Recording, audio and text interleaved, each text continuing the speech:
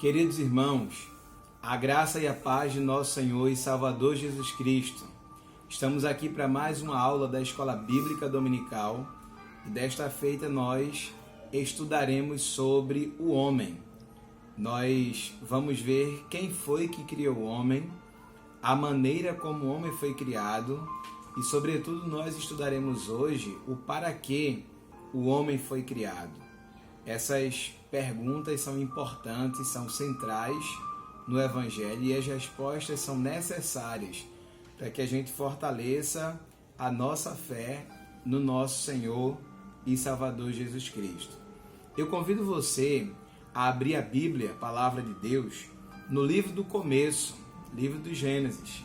Vamos ler aqui alguns textos de Gênesis no capítulo 1 e também no capítulo 2, tá?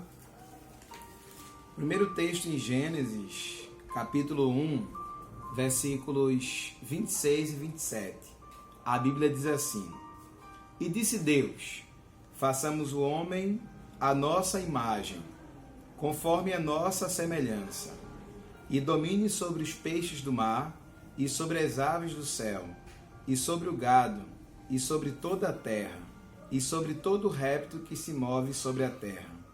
E criou Deus o homem, à sua imagem, a imagem de Deus o criou, macho e fêmea os criou.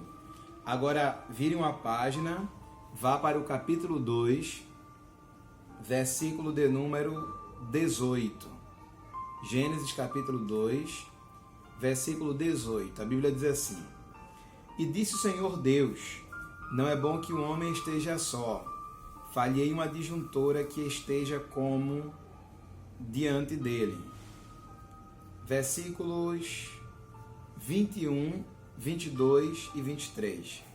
Então o Senhor Deus fez cair um sono pesado sobre Adão, e este adormeceu, e tomou uma das suas costelas e cerrou a carne em seu lugar.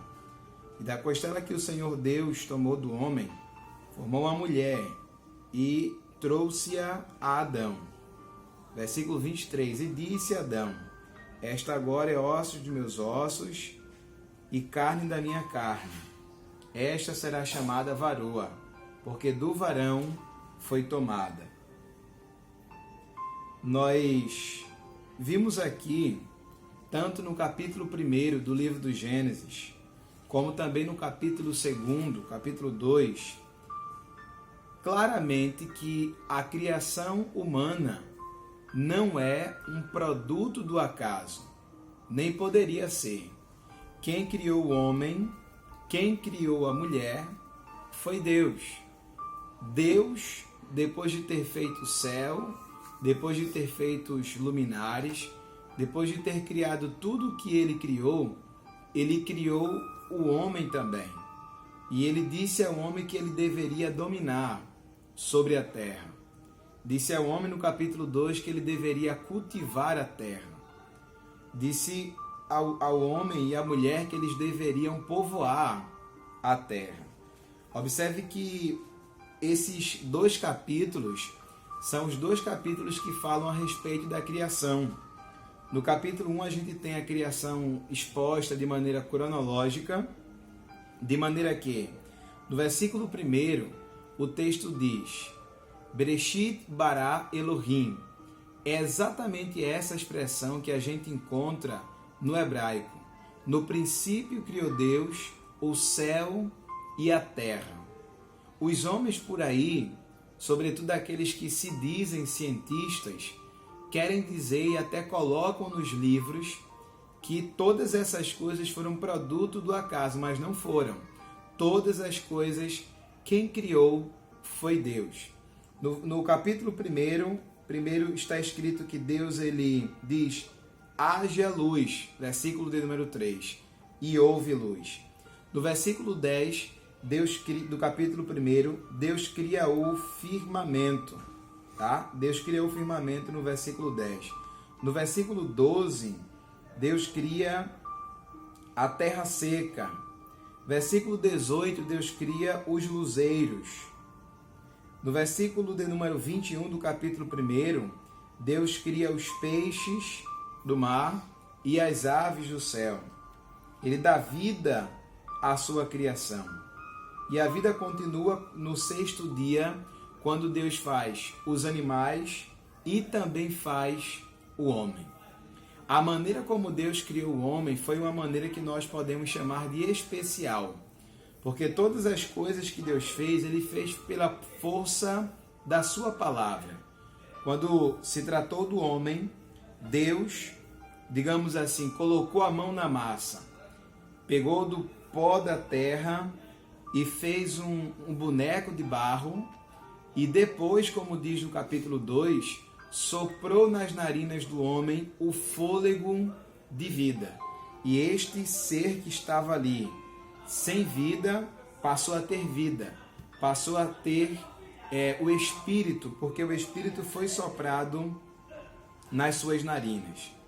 É bem verdade que quando a gente vai ler os livros que são estudados nas escolas seculares, lá existe, sobretudo, duas teorias, sobretudo a teoria ateísta da visão da criação. Dentro dessa teoria, a teoria da evolução, né?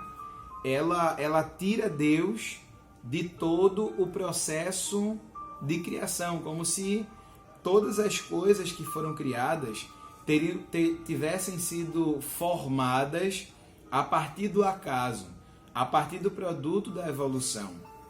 E eles ignoram uma das maiores incoerências científicas de que é impossível que o nada possa gerar ou criar o tudo. O nada não pode criar absolutamente nada, né? Se você pega nada vezes nada, o resultado vai ser exatamente esse nada. Ou seja, é preciso que haja um ser inteligente para criar todas as coisas. Na evolução ateísta, ou seja, não Deus, a evolução que exclui Deus da conversa, afirma que bilhões e bilhões de anos atrás, substâncias químicas existentes no mar, influenciadas pelo Sol e pela energia cósmica, acabaram unindo-se por obra do acaso e dando origem a organismos unicelulares. Esses organismos unicelulares foram se desenvolvendo de maneira que, por meio da evolução e da seleção natural, todas as coisas passaram a existir. É uma coisa muito maluca, tá? Tirar Deus do processo da criação, tirar Deus da conversa, do diálogo a respeito da maneira como tudo foi criado, é algo que não faz nenhum sentido. Imagine você que eu diga o seguinte, presta atenção nisso aqui.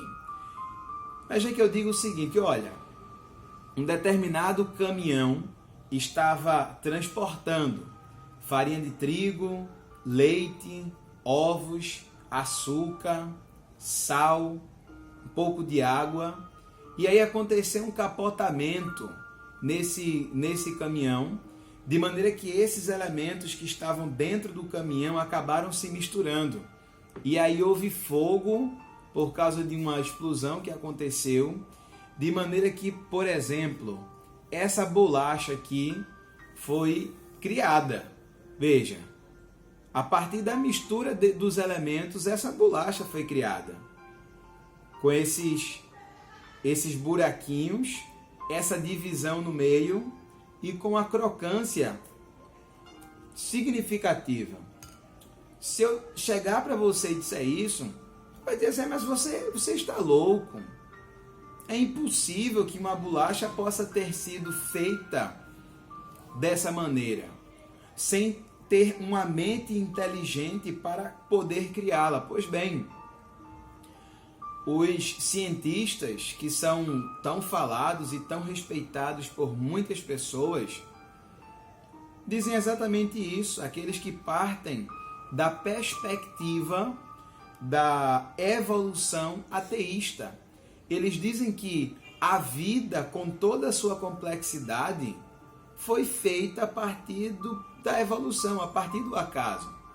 Eu gosto muito de um exemplo que o Ariano Suassuna dá. Ele andava sempre com um pegador um pouco menor do que esse, e ele disse, olha, é impossível, nem 50 bilhões de anos, um macaco evoluído conseguiria fazer uma obra tão simples e ao mesmo tempo tão engenhosa como isso aqui, como um pegador.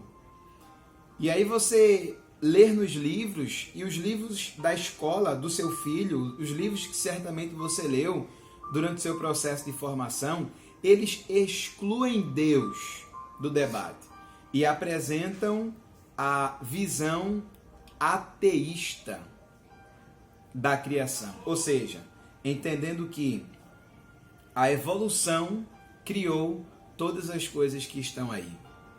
Se eu disser que a bolacha foi criada a partir do acaso, você não acredita. E ninguém acreditaria. Porque não faz sentido, não faz lógica.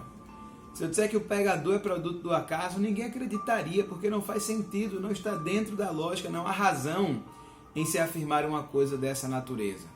Nem bilhões e bilhões de anos isso aconteceria. No entanto, dentro dessa teoria evolucionista, se entende que um corpo humano, tá, foi formado a partir da evolução. Quando a gente vai tentar observar a quantidade de células que tem um bebê, são cerca de 10 trilhões de células. Um corpo adulto tem dezenas de trilhões de células. Todas essas células estão bem distribuídas no corpo humano. Elas formam a pele, formam os ossos, elas formam o sangue, e cada célula no processo criativo vai se encaminhando para o seu lugar específico e vai fazendo com que haja corpo humano. E mesmo se o homem fosse capaz de criar uma célula que ele nunca será capaz de fazer, tá? Quando você lê em qualquer lugar, os homens criaram a célula, criaram vida, criaram a célula sintética, nunca é criação de vida, porque isso só Deus faz. Os homens fazem manipulação da vida. Eles manipulam as células. Eles podem, a partir da manipulação da célula-tronco, gerar determinados tecidos. Isso é possível. Deus deu inteligência ao homem para que ele pudesse fazer esse tipo de coisa. Lembre-se que o homem foi criado à imagem e semelhança de Deus. Então, o homem é um ser dotado de racionalidade, criatividade, capacidade de comunicação, espiritualidade, capacidade de governar e de tomar decisões. Isso tem a ver com ser imagem e ser semelhança de Deus. Ou seja, Deus fez um ser inteligente. Há uma centelha divina, como também diz o Ariano Suassuna, há uma centelha de vida no homem, no ser humano. De maneira que a perspectiva da visão evolucionista, ateísta, não faz o mínimo sentido. E é preciso que você diga às pessoas essa verdade. É preciso que você instrua os seus filhos com relação à verdade.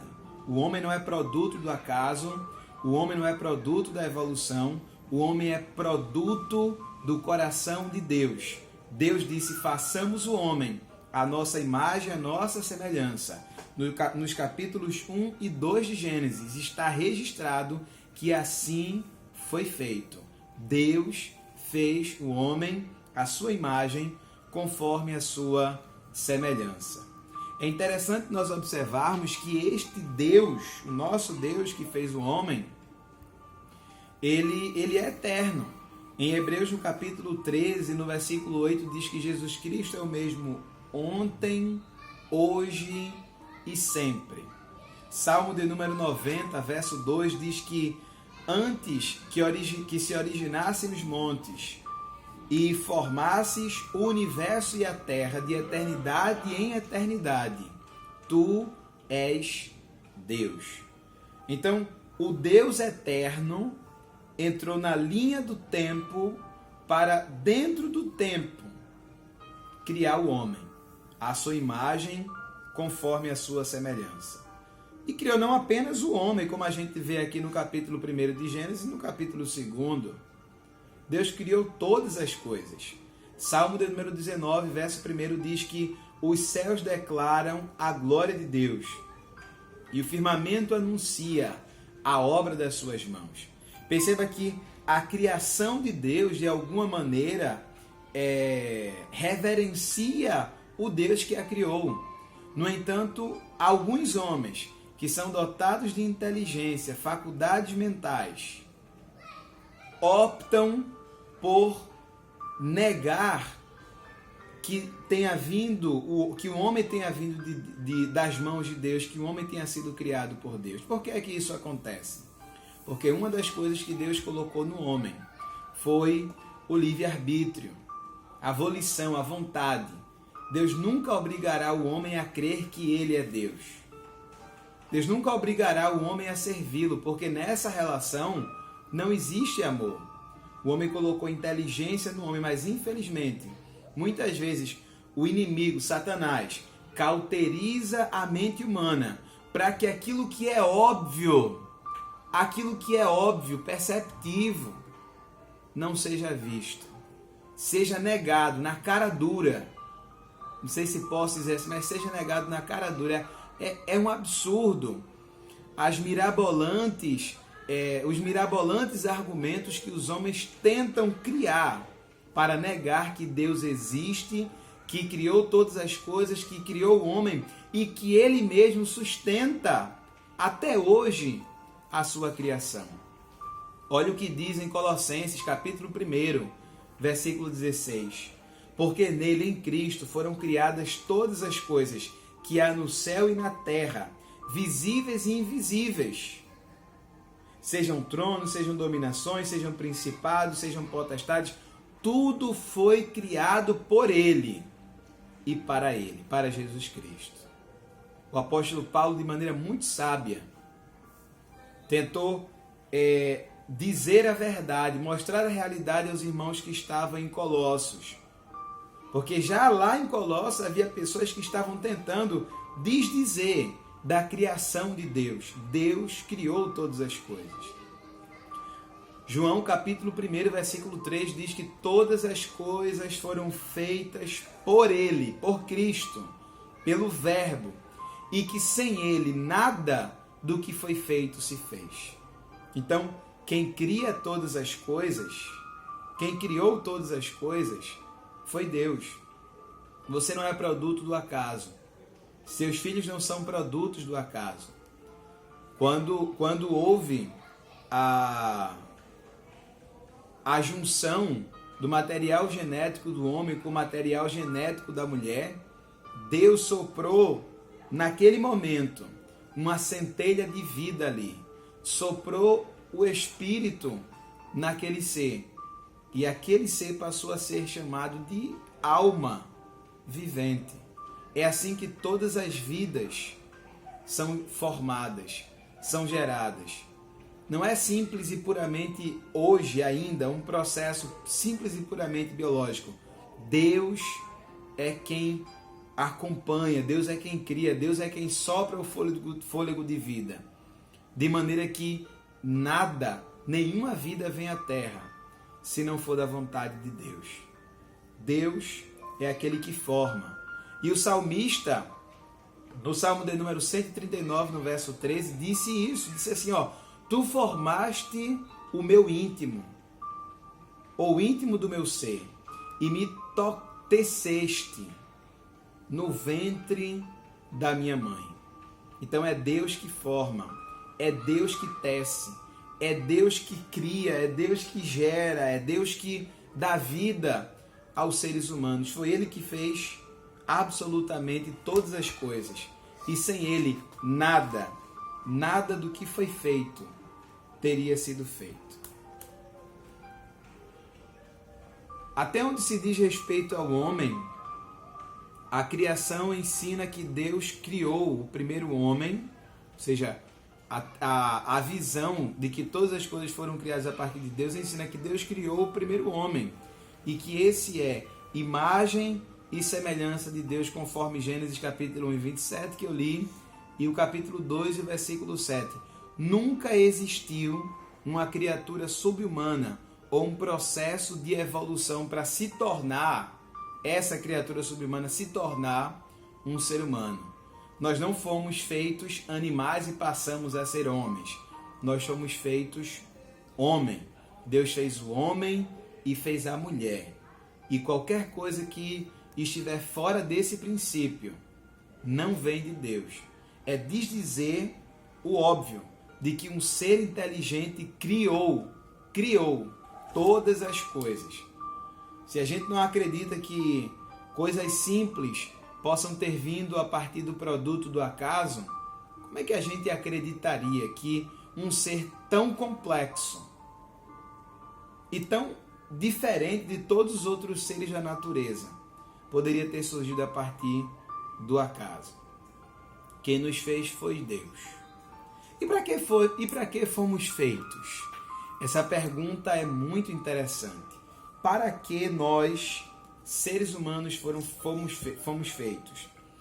Algumas pessoas podem querer afirmar que Deus era um ser carente e que precisava da atenção, ou do louvor, ou da glória, da honra de alguém para se sentir mais importante. Isso é uma coisa que não se encaixa com o perfil de Deus. É algo que está fora da realidade, não faz sentido. Deus não precisa de mim, Ele não precisa de você. Deus ele não precisa da minha adoração e não precisa da tua adoração. É claro, Ele quer que nós o adoremos, até porque a centelha dele que está dentro de nós nos faz ser naturalmente um ser que adora. E essa adoração, se não for vertida ao Criador, será vertida a outras coisas. Então, é óbvio que a gente deve adorar a Deus.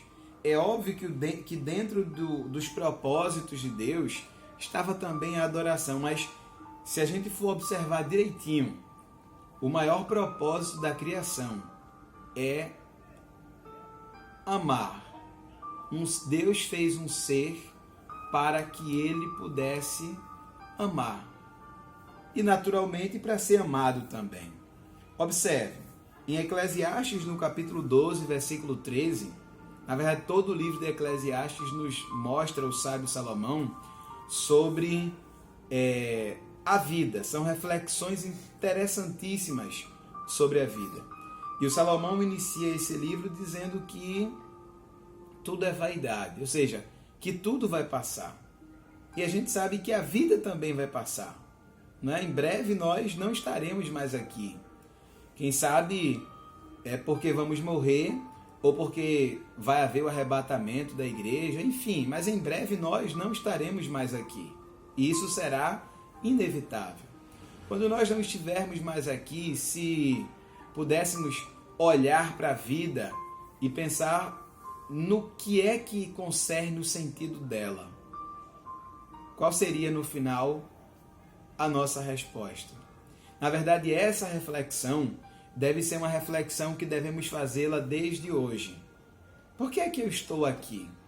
Por que é que eu existo? Qual é o sentido da minha vida dentro desse cosmos, dentro do universo, aqui na Terra? Para que eu estou aqui? Se a gente parte do princípio de que foi Deus que nos criou, nós podemos inclusive nos perguntar: para que Deus me criou? Qual é o propósito da minha vida? Qual é o propósito de eu estar aqui? Esses questionamentos são naturais. São questionamentos interessantes e que a gente de fato deve fazer. O Salomão de alguma maneira nos dá a resposta no capítulo 12, no versículo 13 de Eclesiastes. Ele diz assim: de tudo o que se tem ouvido, o fim é. Ou seja, tudo que vocês ouviram, tudo que vocês leram, tudo que vocês sabem, tudo que vocês já escutaram até hoje, de tudo isso, há um fim. Ou seja, há um porquê, há um para quê. Qual é o fim de tudo isso? Qual é o para quê? Qual é o porquê de tudo isso? temer a Deus e guardar os seus mandamentos. Temer a Deus e guardar os seus mandamentos.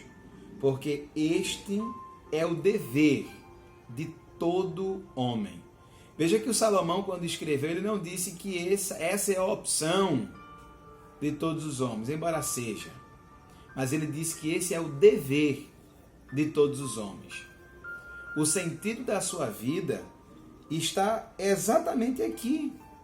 Você está aqui e a função que você deve desenvolver, que você deve desempenhar é temer a Deus e obedecê-lo. Temê-lo e guardar os mandamentos dele. Muitas pessoas, inclusive estudiosos, falam sobre o sentido da vida e tentam negar que a vida tenha um sentido. Por exemplo, o Leon Tolstói, um escritor russo, disse o seguinte: a única certeza absoluta que há é que a vida não tem sentido. Para ele, a vida não tinha sentido. O Nobel de Física da Dinamarca, um dinamarquês, Niels Bohr, disse o seguinte: o sentido da vida consiste em que não tem nenhum sentido dizer que a vida tem sentido. Ou seja, para ele, a vida não tem sentido. Ou não teria sentido. E que dizer que a vida tem sentido não faz nenhum sentido. O Rodrigo Silva, que vocês conhecem, porque de vez em quando eu trago algumas informações aqui sobre ele, disse que o sentido da vida é crer em Deus e acreditar que a vida tem um significado. Veja que essa informação do Rodrigo Silva, essa frase, vai de encontro ao que o dinamarquês, ao que o russo falou e aquilo que muitos repetem por aí. Um cardeal italiano disse que a vida terrena não tem nenhum sentido, distanciada da visão da eternidade. Ou seja, só é possível perceber sentido na vida quando a nossa visão está voltada para a eternidade. E aí a gente sabe porque muitas pessoas negam que a vida tem um sentido, porque a visão deles não está na eternidade. Há um filósofo famoso no YouTube chamado Mário Filósofo. Ele diz que o sentido da vida está no fato de um homem de se crer em algo e lutar por isso. Eu gostei da definição desse filósofo. E aí eu dei uma melhorada na definição. De maneira que eu tenho essa definição e quero compartilhar com vocês. O sentido da vida está no fato de um homem crer em Deus e lutar para que a vontade dele seja feita sempre. O sentido da sua vida, primeiro, é crer em Deus. Se você não crê em Deus, tua vida não tem sentido. Se há alguém que não crê em Deus, a vida dessa pessoa nunca terá de fato um sentido.